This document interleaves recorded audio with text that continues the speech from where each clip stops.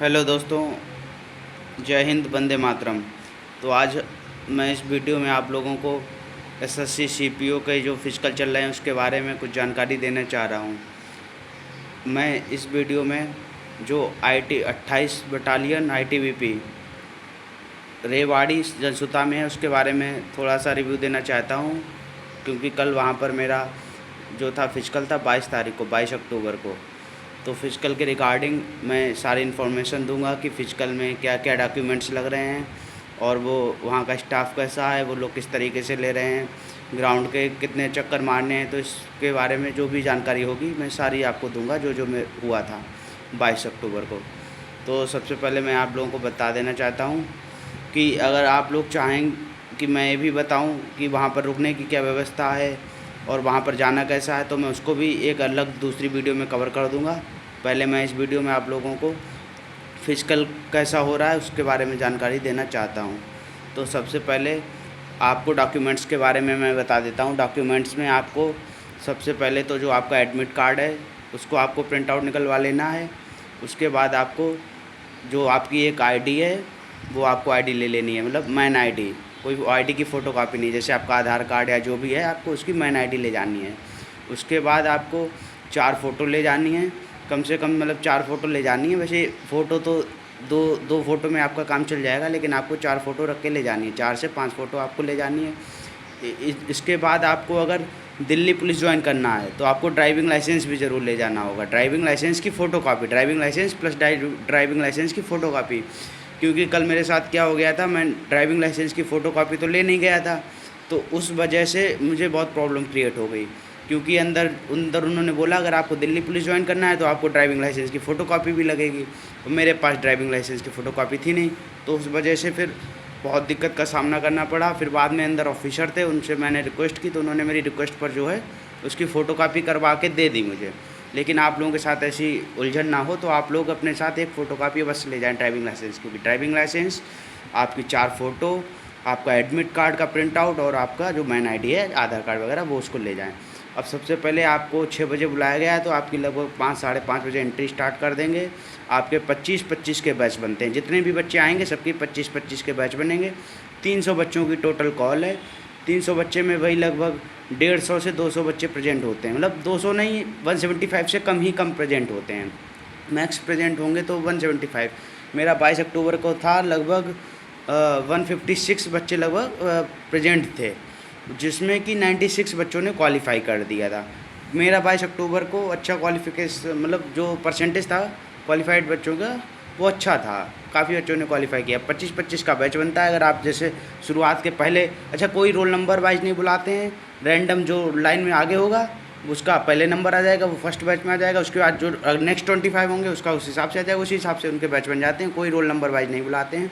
तो मैं चूँकि जल्दी फर्स्ट बैच में ही लग गया था तो मेरा फर्स्ट बैच में ही नंबर था, मेरा चेस्ट नंबर 13 था। उसके बाद क्या हुआ, फर्स्ट बैच बना, आपको अंदर ले जाएंगे, वही एडमिट कार्ड आपका चेक करेंगे और आपका जो आधार कार्ड रहेगा वो चेक करेंगे। उसके बाद आपको 2 फॉर्म देते हैं, वो वही गेट पर 2 फॉर्म देते हैं, मतलब एक फ़ाइल देते हैं, एक फॉर्म देते हैं। आपको वो फ़ाइल भरनी होती है। फ़ाइल में मतलब वो फ्रंट पेज पर आपकी कुछ बेसिक इन्फॉर्मेशन, आपका नाम, रोल नंबर और वो जो उसका एड्रेस है, क्या नाम, जो सेंटर का, फिजिकल सेंटर का एड्रेस है वो भरना पड़ता है। आपको अपनी कैटेगरी भरनी पड़ती है। तो ये सारी चीज़ें, थोड़ा चेस्ट नंबर उस पर लिखना पड़ता है, बैच नंबर भरना पड़ता है फाइल के फ्रंट पेज पर। और आपको 2-3 लगभग 4-5 पेज का आपको एक और फॉर्म सा देते हैं, उसमें आपको बेसिक्स इन्फॉर्मेशन, अपना रोल नंबर और अपना एड्रेस और अपने साइन वगैरह बेसिक्स इन्फॉर्मेशन वो खुद ही बता देते हैं। और फिल करने से पहले एक बार उनसे पूछ लें, जिससे कि आपका गलत ना हो फॉर्म या फाइल का कुछ भी। तो आपको वो कर देना है। फिर उसके बाद आपको इसको डिपॉजिट कर देना है।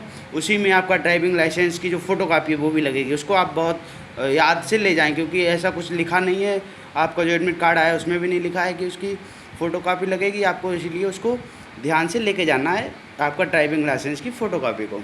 फिर उसके बाद आपको उसको वहीं पर डिपॉजिट करवा देते हैं। फिर वो आपको अंदर लेके जाते हैं। अंदर ले जाने के बाद जो है वो आपका बैग वगैरह जमा करवा देते हैं। आपको वॉशरूम वगैरह के लिए फ़ुल टाइम देते हैं, ऐसी कोई परेशानी की बात नहीं है। आपको कपड़े चेंज करने के लिए फ़ुल टाइम देते हैं, वॉशरूम के लिए फ़ुल टाइम देते हैं, आपको पानी पीना है उसके लिए फ़ुल टाइम देते हैं।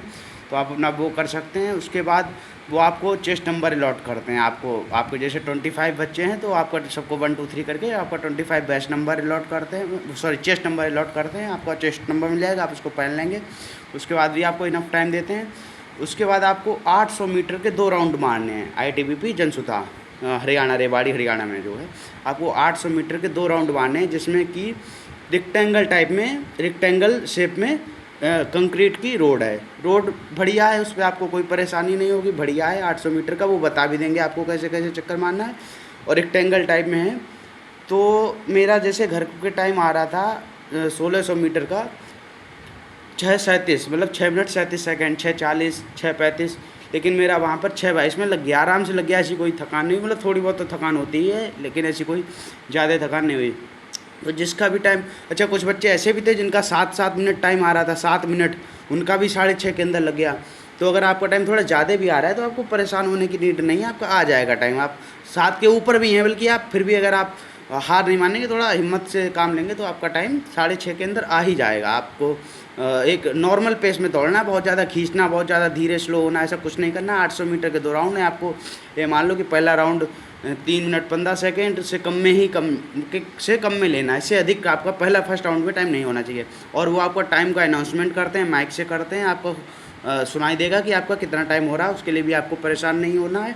आपको फिर 2 राउंड मारने, जब आपका 1600 मीटर हो जाएगा, जैसे अच्छा अगर आप फर्स्ट बैच में चले जाएंगे तो आपको ज़्यादा फ़ायदा होगा, क्योंकि आपको 1600 मीटर के मारने का जो 100 मीटर का आपको देते हैं ना, उसके उन दोनों के बीच में आपको बहुत टाइम मिल जाएगा। अगर आप फर्स्ट बैच में हो तो आप कोशिश करेंगे आप फर्स्ट बैच में, सेकंड बैच में ही आ जाएं। तो उसके बाद आपको 1600 मीटर मार के कंप्लीट करना है। उसके बाद अगर आपने 6:30 में मार देते हैं, उसके बाद आपका 100 मीटर का जो स्प्रिंट होता है वो करवाते हैं। देखो मेरा तो फर्स्ट बैच में था, उसके बाद मुझे कम से कम नहीं तो 30 to 45 मिनट्स मिल गए थे 100 मीटर और 1600 मीटर के बीच में। तो अगर आप फर्स्ट बैच में तो आपको भी मिल जाएंगे, सेकंड में फिर भी मिल जाएगा, लेकिन आप बहुत पीछे बैच में तो शायद गारंटी नहीं है कि मिले या ना मिले। तो मेरा फर्स्ट बैच में था तो मुझे मिल गया। फिर 30 मिनट्स का मतलब 1600 मीटर मारने के बाद मेरा थोड़ा सा मतलब सरसा घूमने लगा था, तो चक्कर से आने लगे थे, लेकिन उसके बाद टाइम इनफ मिल गया तो मुझे प्रॉब्लम नहीं हुई। फिर मैंने 100 मीटर का स्प्रिंट के लिए ले गए। वहाँ से 5 बच्चे एक बार में दौड़ा रहे थे, सीधी रोड थी, 100 मीटर आपको मारना था। उन्होंने बता दिया था, प्रॉपर इंस्ट्रक्शन दे दिए थे, विसल बजाते थे, जैसे ही वो विसल बजाएंगे तुरंत आपको 100 मीटर की स्प्रिंट लगानी है। 16 सेकेंड टाइम था। तो अच्छा मैंने कभी टाइम नहीं लगाया था अपना 100 मीटर में, मुझे कोई आइडिया नहीं था कि मेरा 16 सेकेंड आएगा, 14 सेकेंड आएगा या 20 सेकेंड आएगा। लेकिन मैं गया और मैंने मारी, और सबका यही कहना था कि 100 मीटर में कोई फेल नहीं होता। सभी स्टाफ का भी यही कहना था और सभी बच्चों का भी यही कहना था, सभी कैंडिडेट्स का भी यही कहना था। और मैंने जब लगाई तो मैंने भी ये चीज़ नोट की कि मेरा 14 सेकेंड में ही 100 मीटर हो गया। तो मतलब कि जो 6:30 में मार देगा 1600, वो 100 मीटर भी मार ही देगा 16 सेकंड में आराम से। बल्कि 14 सेकंड 15 सेकंड में सभी बच्चे आ गए, एक भी बच्चा फेल नहीं हुआ इसमें हमारे 100 मीटर में। जबकि जो आपका वो था रनिंग थी 1600 मीटर वाली, उसमें लगभग 80% बच्चे पास हो रहे थे, मतलब ऑन एन एवरेज 80% बच्चे पास हो जा रहे थे। मेरे 25 का बैच था, जिसमें कि 22 बच्चे पास हो गए थे। तो फिर ये आपका 100 मीटर हो गया। तो फिर 100 मीटर के बाद आपको फिर ले जाएंगे आपको लॉन्ग जंप के लिए। तो लॉन्ग जंप वही आपकी प्रॉपर आपको इंस्ट्रक्शन देंगे। आपको 12 मीटर जो भी थोड़ी सी है, जो आपको लिखा है डॉक्यूमेंट्स में, लगभग 12 फीट की आपकी लॉन्ग जंप है, वो करवाएंगे। तो उसमें भी स्टाफ बहुत सपोर्टिंग है। अगर आप फर्स्ट चांस में कर देते, आपको पता है 3 चांसेस मिलते हैं, अगर आप फर्स्ट चांसेस में कर देते तो वेल एंड गुड, आपको कोई प्रॉब्लम नहीं होगी। और अगर आप नहीं कर पाते हैं तो वो आपको सेकंड चांस देते हैं, और उसके बाद बहुत आपको मोटिवेट भी करते हैं, आपको बताते भी हैं कि आपको किस तरीके से कूदेंगे तो आप लॉन्ग जंप करेंगे तो आपका हो जाएगा, क्लियर हो जाएगा। तो मेरा तो by bad luck first chance में तो हुआ नहीं क्लियर, वो जो लाइन होती है मेरा फॉल हो गया, उसके आगे पैर निकल गया। फिर सेकंड चांस मिला, लेकिन मेरी लॉन्ग जंप तो काफ़ी लंबी हो गई थी, लेकिन फॉल होने की वजह से मेरा बेकार हो गया। फिर सेकंड चांस में भी मेरा नहीं हुआ, फिर थोड़ा सा टेंशन सी हो गई थी। लेकिन थर्ड चांस में थोड़ा सा मैंने कोशिश करके, वो फाउल होता उससे पीछे ही पैर रखा। मैंने सोचा कि थोड़ा पीछे पैर रखेंगे, और मतलब कि आपको उसके लिए क्या करना है, आपको फ्रंट लाइन, मतलब जहाँ से आप जंप लगाते हैं, आपको उस पर ज़्यादा ध्यान रखना कि मेरा पैर गलती से आगे ना चला जाए। तो उस पर ध्यान दिया मैंने, और मैंने जंप लगाई, और मेरा थर्ड चांस में क्लियर हो गया, लॉन्ग जंप क्लियर हो गई। फिर अच्छा बच्चे भी काफ़ी मोटिवेट करते हैं, क्लैपिंग वगैरह करते हैं, तो आपको ऐसे कोई मतलब आपका मोरल भी डाउन नहीं होगा, और स्टाफ भी काफ़ी सपोर्टिंग है, वो भी काफ़ी सपोर्ट करते हैं। तो मेरा इस तरीके से लॉन्ग जंप हो गई। फिर हाई जंप में भी मैंने कभी आज तक, आप विश्वास नहीं मानेंगे कि मैंने पिछले 8 मतलब दिल्ली पुलिस के लिए मैंने लगभग 10 दिन तैयारी की थी हाई जंप के लिए। उसके बाद मैंने ज़िंदगी में कभी हाई जंप की तैयारी की ही नहीं, लेकिन इसमें लगभग 4 फीट की थी। उसके लिए गए तो तैयारी तो मेरी थी ही नहीं, हाई जंप कभी की ही नहीं। वही दिल्ली पुलिस के लिए मैंने 10 दिन लगभग तैयारी की थी, उसके बाद कभी नहीं की। तो हाई जंप जो भी 4 फुट समथिंग की थी, तो उसके लिए गए। तो आपको अपनी टेक्निक के अनुसार, अच्छा हाई जंप में टेक्निक का ही खेल है, तो उसमें भी मैंने, चूँकि मेरी तैयारी थी नहीं, मैंने फर्स्ट अच्छा आपको बता दें, जो लॉन्ग जंप थी उसमें भी बच्चे काफ़ी पास हो जा रहे थे, मतलब लगभग आप ये समझिए 90% प्लस बच्चे पास हो गए लॉन्ग जंप में, मतलब 80% बच्चे पास हुए 1600 मीटर में, और 100 मीटर में सभी बच्चे पास हो गए। लॉन्ग जंप में लगभग 90% बच्चे पास हो गए। फिर हाई जंप में काफ़ी बच्चे फेल हो रहे थे, आपको जैसे पता ही है। तो मेरा हाई जंप हुआ, तो उसमें क्या हुआ, हाई जंप में मेरा जो फर्स्ट चांस था उसमें मेरा वही जो होता है ना 4 फीट वाला जो वार होता है, जो डंडा होता है, वो टच हो गया, मेरे हिप्स से टच हो गया, तो उसमें मेरा फर्स्ट चांस तो बेकार हो गया। फिर सेकंड चांस मिला, अच्छा उसमें अच्छे खासे बच्चे फेल हो रहे थे हाई जंप में। फिर सेकंड चांस मिला, सेकंड चांस में भी जो है मैंने जब निकाला तो मेरा फिर से वो टच हो गया, और फिर सेकंड चांस भी मेरा बेकार हो गया। फिर थोड़ा सा डर लग रहा था, जब कुछ बच्चे टेक्निक बदल के कर रहे थे, कुछ टाइगर जंप और बहुत सारी, मैं सीजर टाइप ट्राई कर रहा था।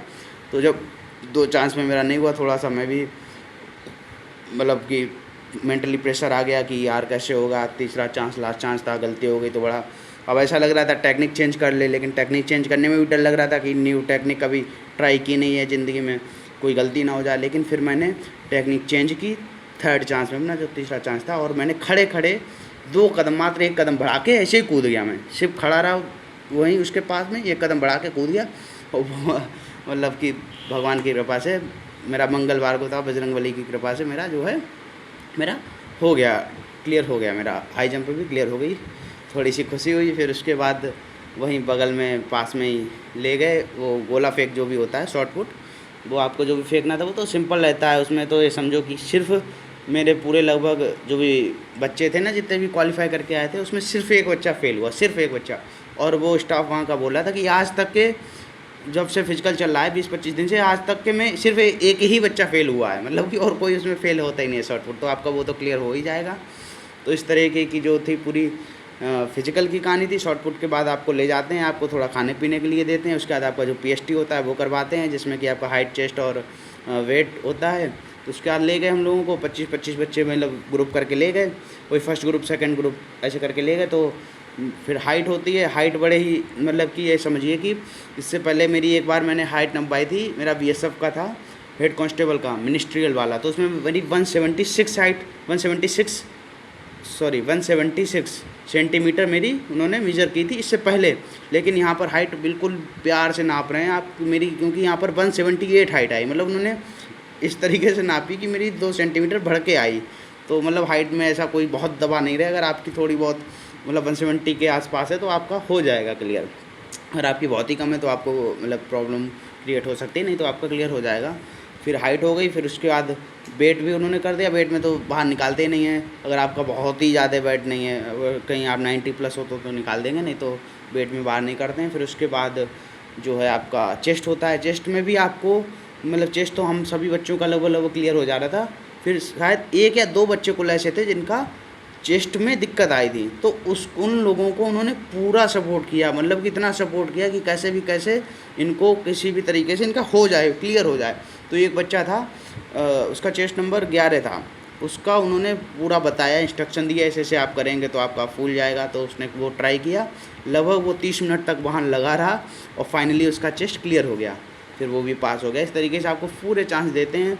अगर आप मतलब बहुत ही ज़्यादा आपकी कोई कमी है तो बात अलग है, नहीं तो आप पास हो जाएंगे अगर आप ठीक हैं। तो उसके बाद वो भी हो गया, उस बच्चे का भी हो गया। उसके बाद फिर हम लोगों को जब पीएसटी हो गया, उसके बाद बैठा दिया, आपको खाना पीना है, कुछ खा पी लें आप लोग, खाने पीने के लिए वहीं आप मतलब कि रुपए वगैरह दें आपके पास जो भी होगा, और आप खा पी लें। उसके बाद आपको जो वो एक फ़ाइल होती है, आपको मतलब वो क्वालिफ़िकेशन आपको एक पेज दे देते हैं वो लोग, क्वालिफ़िकेशन वाला। बस हम लोगों को बैठा ले रहे, काफ़ी देर तक बैठा ले रहे, चुटकुले वगैरह सुनाते रहे वो लोग, और ऐसे मजाक मस्ती करते रहे और बताते रहे बहुत सारी, मतलब जो भी चीज़ें थी आईटीबीपी के बारे में बताते रहे। और फिर वही सबको क्वालिफ़िकेशन का पेज दे दिया। उसके बाद बस आपका पीएचटी पीएटी जो है समाप्त हुआ। उसके बाद आप लोग घर जा सकते हैं। लगभग आप ये समझे कि 1 से 1 डेढ़ बजे हम लोगों को वहाँ से सेंटर से निकाल दिया था उन लोगों को। फिर हम लोग सभी, मतलब जो भी बच्चे थे, अपने अपने घर जा सकते हैं। इसके बाद अगर आपको एक वीडियो और चाहिए हो कि आप वहाँ पर कैसे पहुँचे, तो आप मेरे को कमेंट पर बता देना, मैं एक वीडियो और डाल दूँगा। और इस वीडियो के लिए देखने के लिए आप लोगों का बहुत बहुत धन्यवाद।